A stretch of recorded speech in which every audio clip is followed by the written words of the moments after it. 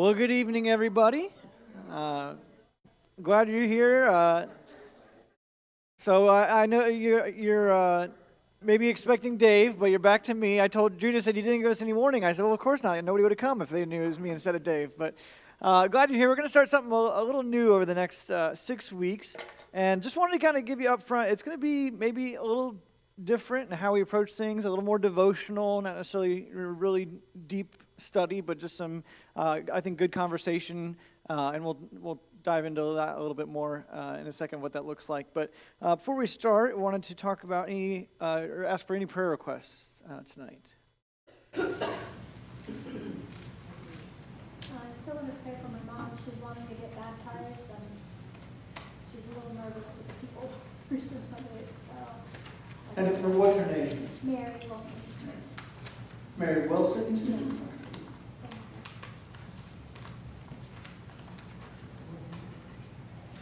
Actually, I have one more to say.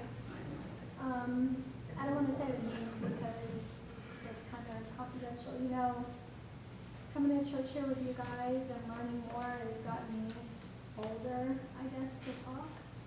I'm trying to get more comfortable with it. And a gentleman, I was helping him at my job today. He was loading up lumber, and I was helping him, and he started talking about his marriage and stuff. And I just would like to pray for their family. I don't want to say their names, but that's okay.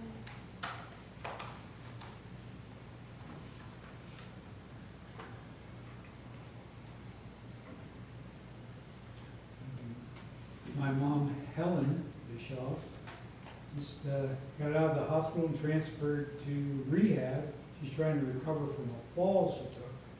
She's 101. Wow.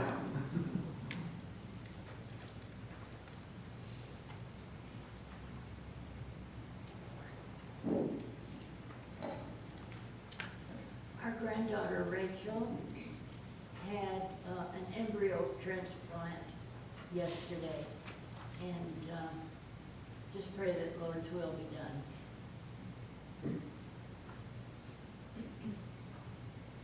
She's going through the IVF process.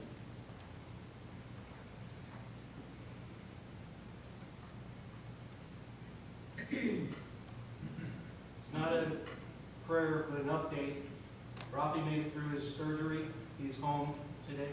Yeah, so we prayed for Rafi Manassian on Sunday for him having a surgery Monday, and he everything went well, and they did find out that one of his nerves was being crushed, so it was a good, we're seeing some results from that after the surgery that he'd been having since his last back surgery, the drop foot, and a lot of issues with his leg, and so this was to fix that, and all signs at this point indicate that it had. So we'll pray for Rafi's recovery certainly.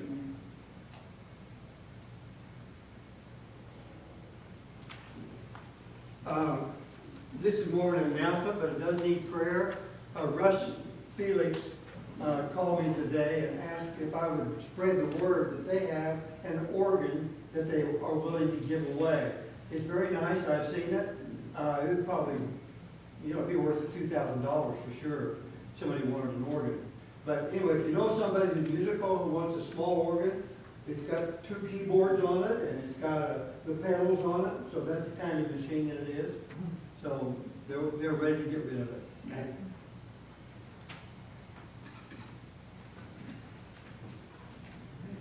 Well, we're still on baby watch at my house, so there's for that too. I think Kelsey said, I wish due dates didn't feel like expiration dates, because as soon as it gets here, I feel like it needs to happen, but we're getting close, I think, so I appreciate your prayers for us too. So, but I'll go ahead and pray for us.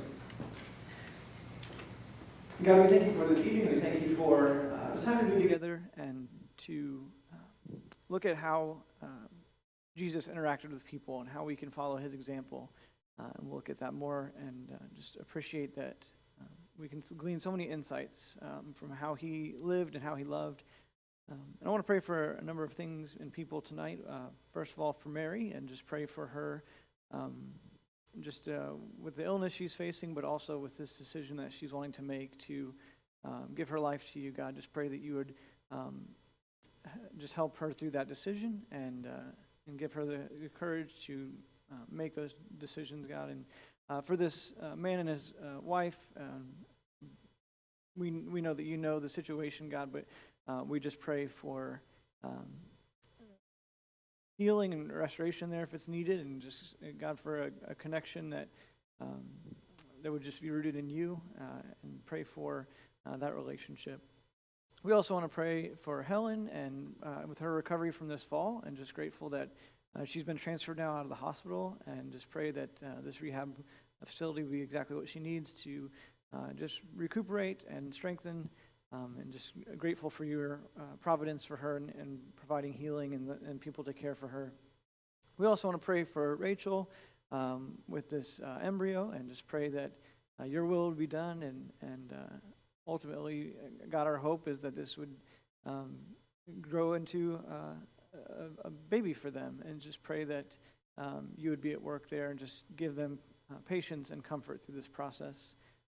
We also want to pray for Rafi, and just grateful for his surgery and for hopefully a great result from that, to have some answers that they've been looking for a while now, and pray for his recovery. And for Russ and Shirley as well, not just with this organ, but we know they've had some struggles lately, and just pray for them, that we would be a support to them, and just help them and lift them up in prayer, God. I pray this in Jesus' name. Amen. All right. So, like I said, it's going to be kind of a little more devotional, but the idea behind this series, we'll have a short video in a minute, but is to look at how Jesus interacted with people, particularly how he interacted one-on-one with different people, and what happened in those exchanges. And so we're going to talk a lot about tonight about influence. And so I wanted to start off tonight with, there's a number one there. Time magazine ranked the most influential people in history, and Jesus is actually top of the list. But I wanted to see if anybody else, if you guys can guess anybody else on the top 10. And these aren't necessarily good people, they're just influential people. So any other ideas who might be on that top 10? Hitler, number 7. Muhammad, number 3. Lincoln, number 5. You guys are nailing this. No Gandhi, no Rockefeller. Nope. I thought about him. I'm sure he's on the list, but he's not in the top 10. So, again, they're probably on the list, but Napoleon, number 2. Confucius, not on the top 10, but I'm sure he's on there. I think I can give it away without giving it away. Nope. Nope. I was 101. I was really close. All right. Think number 4. I'm trying to give you a hint here. You read him in high school, I'm sure. Shakespeare. All right, so I'll give you the list. Jesus, Napoleon, Muhammad, Shakespeare, Abraham Lincoln, George Washington, Adolf Hitler, Aristotle, Alexander the Great, and Thomas Jefferson. So just thought that was interesting to see, all of history, and I don't know what their ranking criteria was, but we'll talk about that tonight a lot with how Jesus influenced people around him. And so some of you are familiar with Kyle Idleman. He's going to be doing the video series on this, and then we're going to talk, and we're going to kind of read Scripture in little groups. So keep that in mind as we get closer to that time. I want to kind of do that a little bit differently. So we'll turn to the video, and then we'll discuss and read together.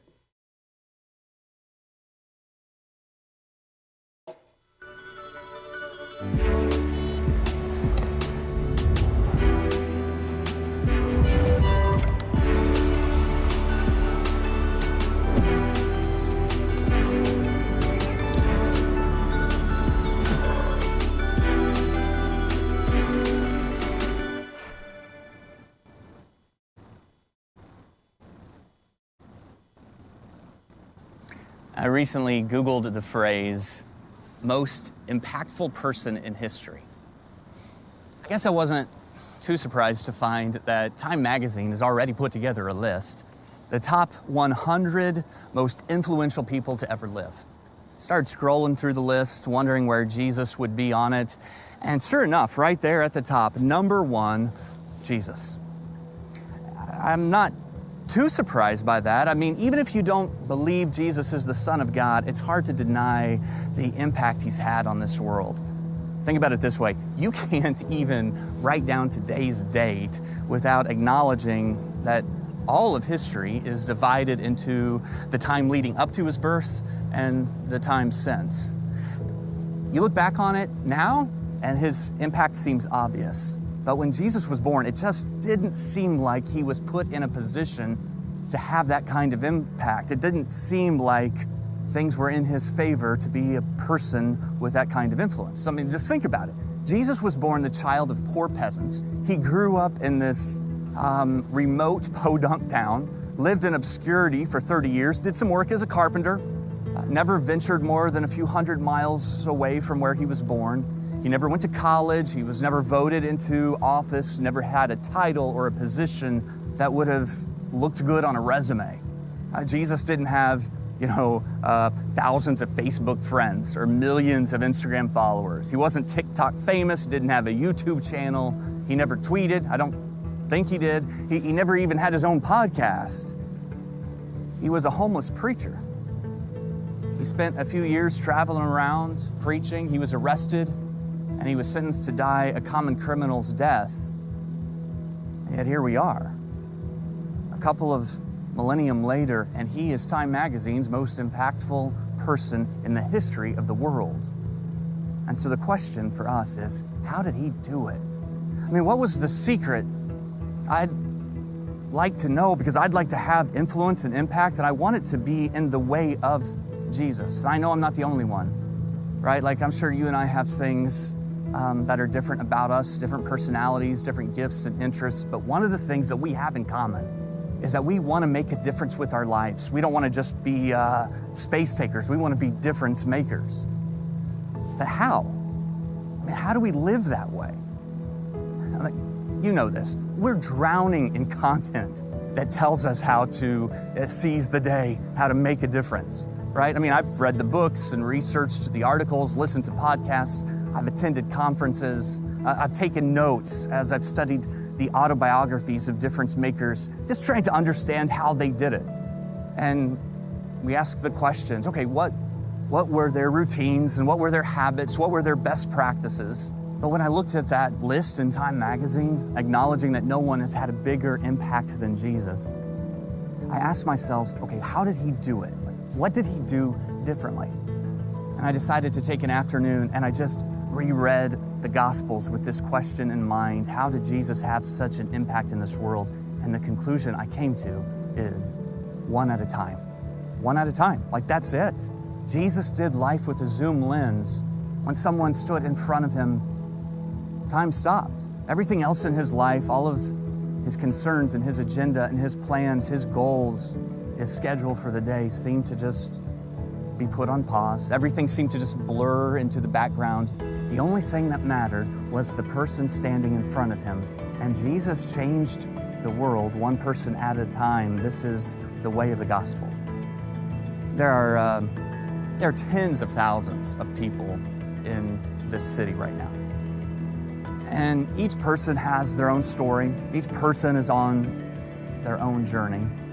My prayer is that Jesus would help me see what he saw, that he would give me eyes to see one at a time. You've seen these before. This is a coin viewer, and it was created to help people focus in on something specific in the midst of a vast landscape. They are built for the purpose of zooming in and staying focused on something that you wouldn't see if you're not looking through it. And I would just say one at a time living starts with a zoom lens. It starts with learning how to focus on the one. One at a time happens when we learn to live life with this kind of a focus. One of my favorite one at a time stories comes from Luke chapter 8. And we read in Luke chapter 8 that Jesus was returning from where he'd been, and there was a large crowd that welcomed him, and it says specifically that they were all expecting him. And so the word crowd here is just this large group of unidentified people. And what do we read about the crowd is that they had expectations of Jesus. I think for many of us, this is one of the biggest obstacles to the one-at-a-time living, is that we are constantly trying to live up to the expectations of people around us, like without meaning to. We just allow our lives to be dominated, to be determined by the landscape of expectations. And it's hard to take time for the one when you're constantly feeling the pressure of the many. So Jesus is surrounded by a crowd with expectations, and then Luke tells us about someone specific in the crowd. Now remember, Luke's a doctor, and he's going to tell us about a medical condition that this woman has. Luke says, a woman was there who had been subject to bleeding for 12 years, but no one could heal her. Luke says she came up behind Jesus and touched the edge of his cloak, and immediately her bleeding stopped. And when it happened, Jesus said, "Who touched me?" And everybody around denied it. And Peter said, "Master, people are crowding and pressing against you." Mark also tells the story, and he tells us that the disciples asked Jesus in disbelief, "Jesus, you are surrounded by a crowd, and yet you're asking who touched me?" I mean, with such a big crowd, with so many people, with so many expectations, with so much pressure, how could he possibly notice the one? But Jesus said, "Someone touched me. I know because power has gone from me." And so this is the zoom lens way of Jesus, that Jesus seemed to look at the world and notice the one. That's what happened in Luke 8. He's looking for the person who touched him, and then there's this beautiful verse that really impacted me and my understanding of influence and impact. It says, "The woman, seeing that she could not go unnoticed." I love that. This woman recognizes that Jesus is not going to let her go unnoticed, not even if she wants to. I mean, surrounded by these crushing crowds, she knew the eyes of Jesus would not let her go unseen. And living a life of true influence and impact means that you learn to see people this way. Like, who is it? Who is it in the room that needs to not go unnoticed? Who is it in your neighborhood? Who is it in your workplace? Who is it in your school? What would it look like if you looked at those different environments, if you went into those different spaces and you were always looking through a lens that zoomed in and focused on the one? For Jesus, everything else in his life in that moment blurred into the background. He was fully present with her. Here's what happens next. Luke 8 says, "The woman came trembling and fell at the feet of Jesus, and in the presence of all the people, she told why she had touched him and that she had been instantly healed. And then he said to her, 'Daughter, your faith has healed you. Go in peace.'" It's the way he referenced her that tells you how he saw her. He called her daughter. One at a time is the way that Jesus changes the world. It's the way he has called us to change the world. And so the question is, how can we learn to live that way? And in this series, we're going to be talking through some different examples of Jesus and how he impacted people one at a time. But I would say it just needs to begin with a commitment to pray a simple prayer. And this is my challenge for you. Just to pray the prayer, "Jesus, give me your eyes for the one. Help me to see people the way you see people." Every day, just start your prayer that way. "Jesus, give me your eyes for the one. Help me to see people the way you see people." So look, when you walk into a grocery store, just pray that prayer. "Jesus, help me to see people the way you see people." When you walk into a classroom, "Jesus, help me to see people the way you see people." When you walk into a meeting at work, "Jesus, give me your eyes for the one. Help me to see people the way you see people." When you go into a restaurant, "Jesus, give me your eyes for the one. Help me to see people the way you see people."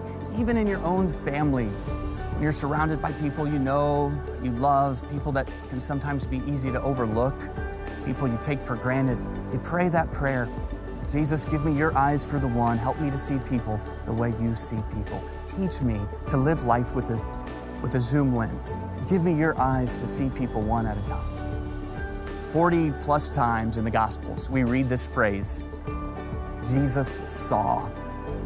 And many times, that phrase, Jesus saw, is the launching point to some of the most amazing stories of lives being transformed. And I want to be able to tell those stories. I want you to be able to tell those stories. But it begins by praying, Jesus, help me to see what you see.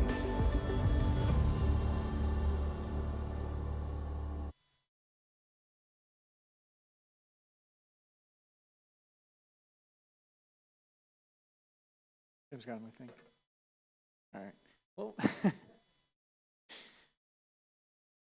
all right. So I'm guessing that in this room, most of you are probably not too involved in like the influence culture that we have going on. Probably not on Instagram checking out the latest trends and fashions from all these different people. But we do all have influences in our lives. And so I wanted to ask and reflect on who do you think influences your decisions the most?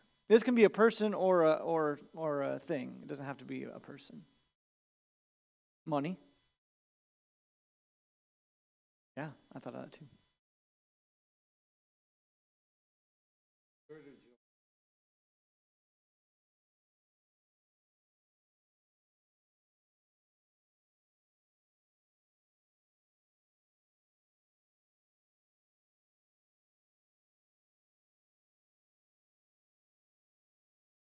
And we would always meet in Hartford because we lived on either side of the state. And it was always somebody's turn to bring a six-pack of beer. We would call it the directions. Say over the radio, did you pick up the directions? And he gets in the car, it's his turn. He gets in the car, he doesn't have any. I said, what are the directions? He says, I didn't get any. I said, don't worry about it, I can take care of it. There's a package store right there. He says, stop. We're going to stop drinking. I said, really? What makes us do that? And he says, look at the common denominator of us being in our lives is the catastrophes we're behind it, alcohol. So I said, so how are we going to do that? He says, we're going to go to AA. And I was a police officer for many years at that point, but I knew there was an AA, but I didn't know anything about it. I thought that's where old drunks went to get an oversized coat in the winter and a cup of coffee. So I said, so when are we going to do that? He said, tonight. I said, how about Thursday? I said, no, tonight. So we went. We walked into a church, West Hartford, Connecticut. They're all in church and basements, just at the meetings mainly. And I turned around and I said to my partner, Dirt Box, I says, we're the only two drunks in this room. Look around, we're in the wrong meeting. And he says, keep going. And I looked over, it was my 5th grade teacher sitting there, Mr. Marshall. And I said, Mr. Marshall, how you doing? He goes like this. That surprised you. So I sat down next to him. Oh, no, he said, sit down and shut up. You haven't changed. So he went around the room and said, my name is whatever. And he said, my name is Bill. I'm an alcoholic. We go by first names. I said, I never knew your first name. You were my teacher, you know. And I said, my name is George. I'm an alcoholic. And I thought that I was crazy. I didn't even think about the alcoholism. I knew I was crazy when I stopped drinking on the 3rd of July. Because if I was sane, I'd wait till Monday on the 6th of July, you know. But that was 49 years ago, something like that. And my most influential person in my life was my buddy Matt Tista, who I call Dirt Box, and we're still sober. Awesome. So,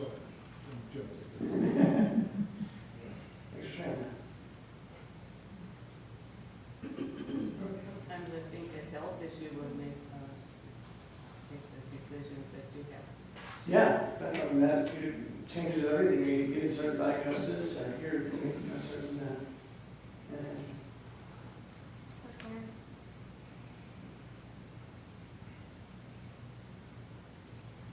got the worst one, flesh. What was it? Flesh. Flesh, yeah. Definitely our own desire. So Kyle talked a lot about this idea of zooming in, focusing on one person, and kind of the coin operator metaphor, giving that ability in the midst of this kind of vast landscape to focus on one point or one place.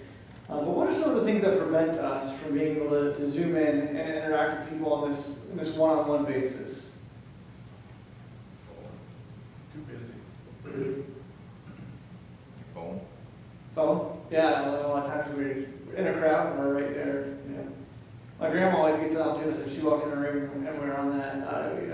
Several people in the room on the phone. And like, okay, grandma, you're right, put it away. Selfishness. What do you mean by that? We're too selfish to be concerned about anyone else. Okay. Anxiety?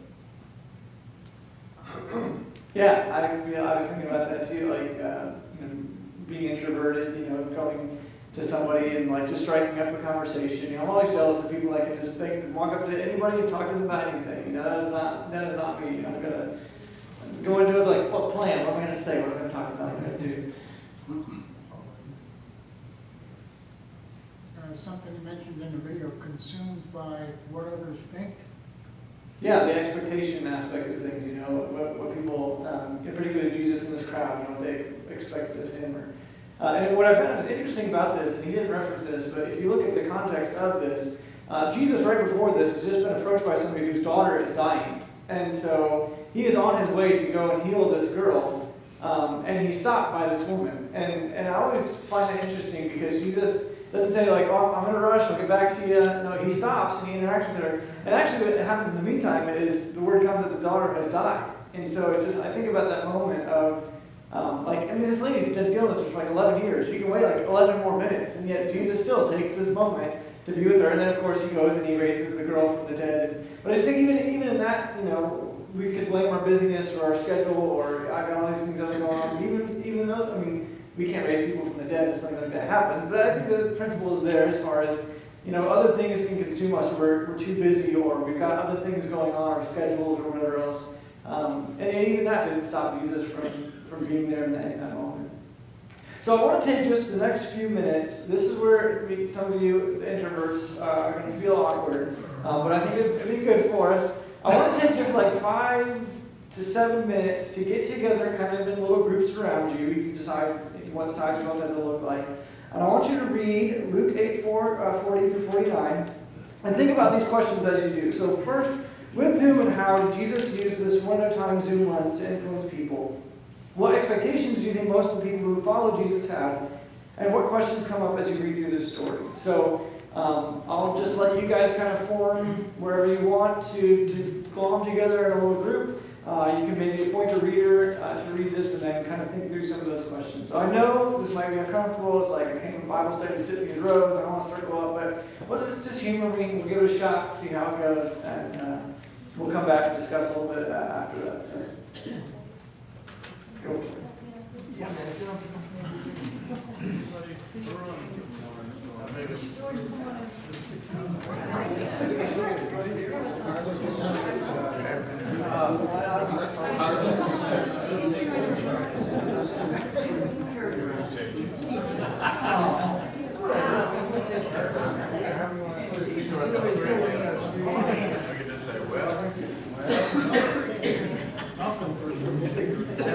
You can always tell. I can't say what I didn't say.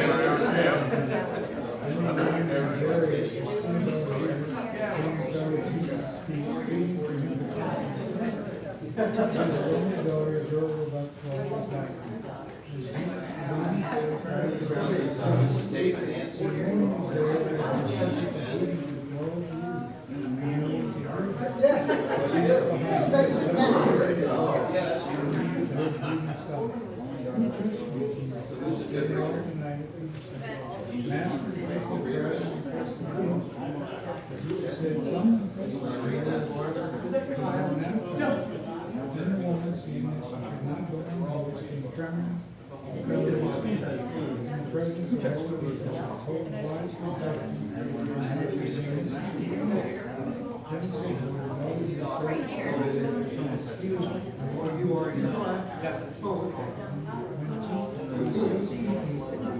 came from the house in Jerry, I said, "Go read it. Your daughter is dead." He said, "Don't bother the teacher anymore."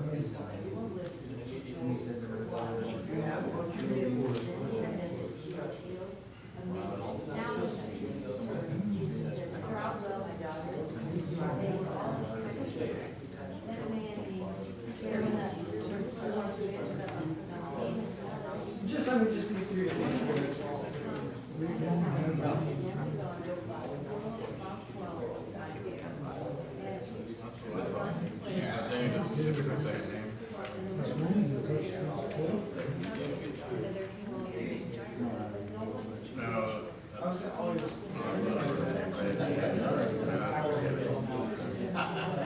What that was like as far as,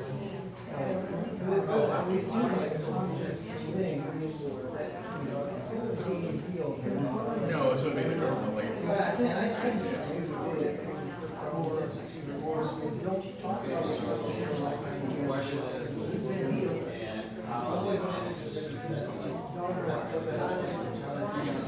Yeah, because, he consciously, he went to heal somebody, he consciously focused on them. Yeah. So how does, when he doesn't even know who the woman is, he just touches them, how does?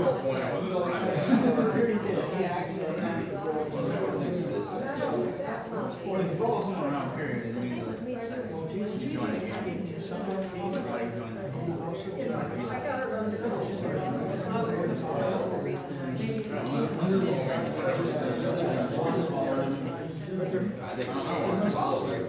During his time, there must have been thousands of people.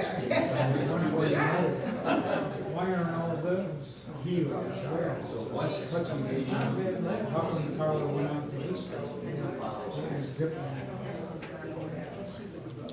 I mean, he didn't know who she was. He must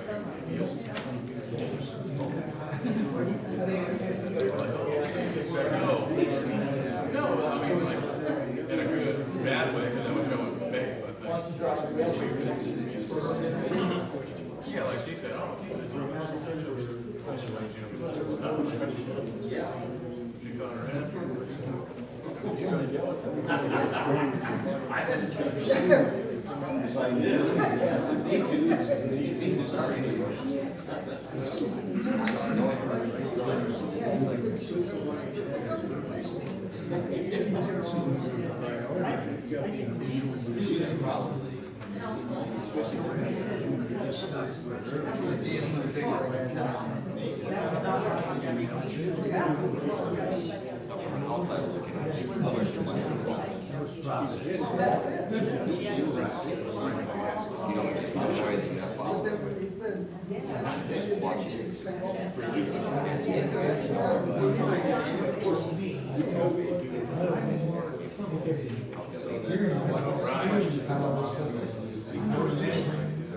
No, right here.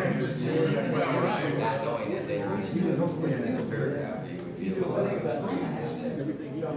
That's like a big story. We're still talking about it.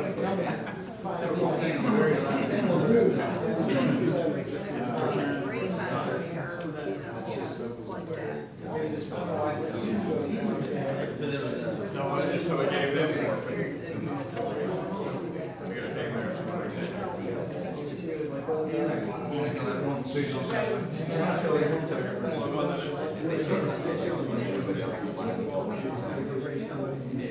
Yeah, you know they're gonna go. Yeah. That's more of a miracle.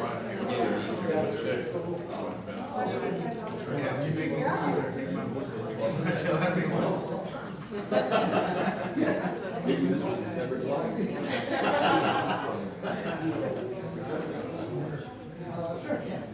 They learned a long time ago.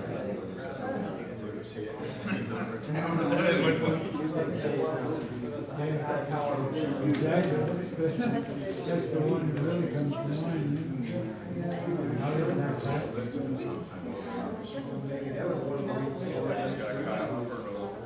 And like you said,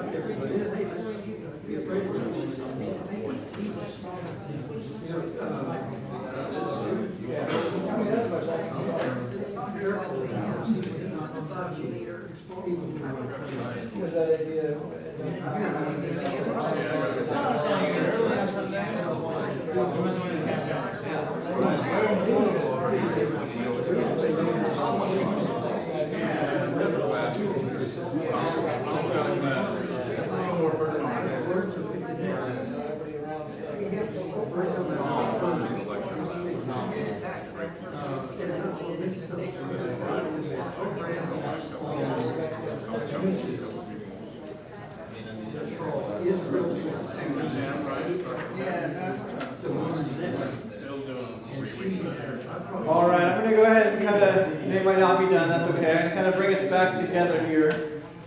Just to kind of walk through it, so you can kind of just shout out things that stood out or things that you found interesting from this. What was your experience in reading this together? What in answer to some of these questions? Write anything down? Yeah. What were you doing, the first part of it? Just any of these three, or an observation you had, just to kind of briefly discuss. Well, you kind of touched on most of it, like the first two. And I think it's important that we know the rest of the story, you know. But if you're just taking what we read, you know, we came up with something that I think people would have been shocked that he was stopped, knowing this girl needed help with this girl. You know, the last words that we read were, "Don't worry, don't bug the teacher anymore, she's dead." You know, you're like, dang, I can't believe he would do that. He just left that girl hanging. Right. But we don't, we're just going based on what we read, not what we know.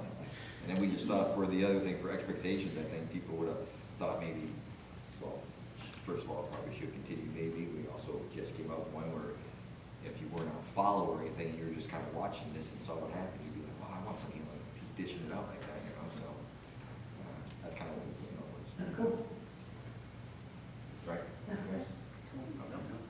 Tony had a good point too. You said why her and why at that point, kind of what you were saying, like why couldn't you wait a little bit longer? That maybe she was going through that entire thing for that exact moment so that he could show his power, or even like, you know, just to touch him just barely, just your faith, just a little bit of faith can change you in the midst of everything else that's going on, all the chaos that's going on around you. It can still change you. What else did he show? What? He showed his love. Because he called her daughter. Instead of shunning Killed her. her. Yes. Yeah, several different reasons. He killed her. I think that's beautiful, but I also think it's beautiful that he called her daughter. You know, if you think about that, when you say that, I don't know, to me that's very beautiful. Yeah, and I think that we talked a little bit about too that, like, because of her bleeding, she would have been unclean, like, ceremonially. So she probably spent a lot of her life just trying to be in the background, be like, not be up front, not just kind of shrink away. And the fact that he specifically takes this moment to point her out, you know, it's probably kind of awkward for her, but I think it was also restorative for her that she just kind of wanted to get in and touch the rope and probably slip out, and yet he takes this moment to highlight her and in essence kind of restore her to the community that had probably kind of tried to shun her and get away from her for a lot of these last 11 years. And also maybe, you know, even though it said that she couldn't go unnoticed, but she came forward and he was me, maybe she was afraid, like, that she was going to be punished. Yeah. And he was going to, you know, his compassion, love, that, you know, it doesn't matter, you know, what you did. So Jesus showed her the compassion and she was accepted.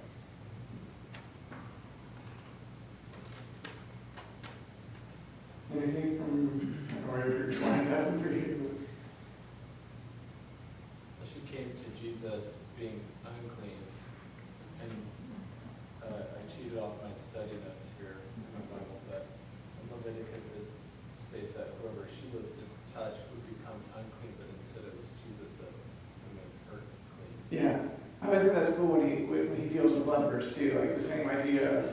Anybody else, if they touch a leper, you know, it was, in some essence, game over. You know, you go into leper colony, you probably get it. But people touch Jesus. And when Jesus touches other things, Jesus, they become clean. He doesn't become unclean. So yeah.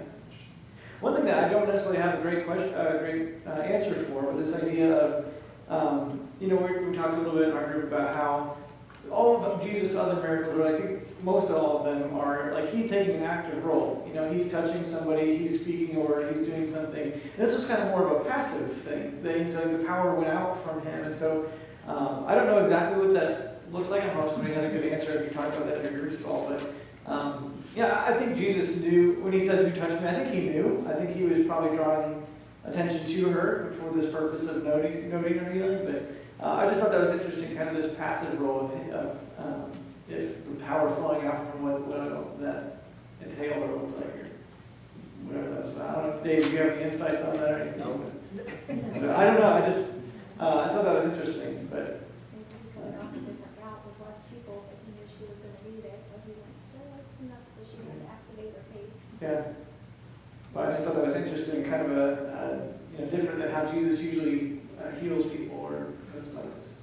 Maybe? The part of the story that really gets to me is the synagogue was not pro-Jesus.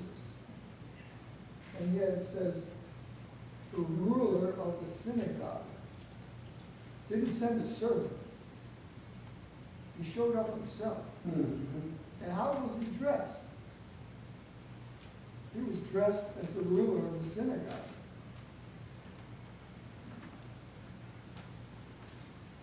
Yeah, think about that. He comes and asks Jesus on his own behalf. If you think of the influence thing, they would have probably thought of this guy, the synagogue ruler, as the more influential one, and yet he comes to Jesus to ask for the help. All right, before we wrap up, I just wanted to give you a final thought. It may seem like Jesus is the only one that maybe has this ability to have this kind of one-on-one Zoom lens, but he actually gave that to us in the Holy Spirit. That we have the opportunity to do that as well, and to have that kind of influence and impact as well. Of course, not for our own gain, as Jesus didn't have to pursue for his own gain, but to have that ability to be empowered by the Spirit to have those conversations and those interactions one-on-one. And I hope that you'll just be cognizant this week of trying to cut through some of those distractions or the busyness, or maybe create freedom in your schedule to have some of that one-on-one time with somebody, even if it's not a planned thing, but just to create that freedom and that room to do that. And to pray that prayer that Kyle mentioned, this, Jesus, give me your eyes for the one, and help me to see people the way you see people. And I think that not only helps us to think about people and interact with them one-on-one, but I think it changes the way that we think of people as well. If we just automatically approach everybody that we know or see with, how does Jesus see this person? That changes how we approach maybe conversations or interactions or even conflict. I think it can help us to have that lens and to see them in a more compassionate way, and to hopefully have that kind of influence, that one-on-one contact. So, yeah. How would that change our church? How would that change our community if everyone inside this church actually started doing that? Yeah. I mean, I think that level of care, for one another, and that, yeah. I think, I was thinking this week as far as just people that I meet, and I might not feel comfortable, with how I don't have the words to say or some of that anxiety like you mentioned, but trying to be more intentional with, even just this week we were talking with somebody that she was pregnant about the same time as Kelsey. She had her baby last week, but we just found out this morning that she didn't have anybody to watch her kids, so her husband had to stay home, and she went and gave birth by herself. And I thought, oh man, if I'd have known that, I don't know her well, but I'd go watch your kids at 5 in the morning and bet your husband gets to be there with you. So that even, may have me just have my eyes open to some of those kind of things that, even just people outside of our church or whatever, just have that opportunity, that impact. Because even those little things, what kind of impact would it have had if you didn't know or had that, able to have that conversation ahead of time. So, good thinking. That could be a worthwhile challenge. Yeah. That you could present to the church. Yeah, that vision helps.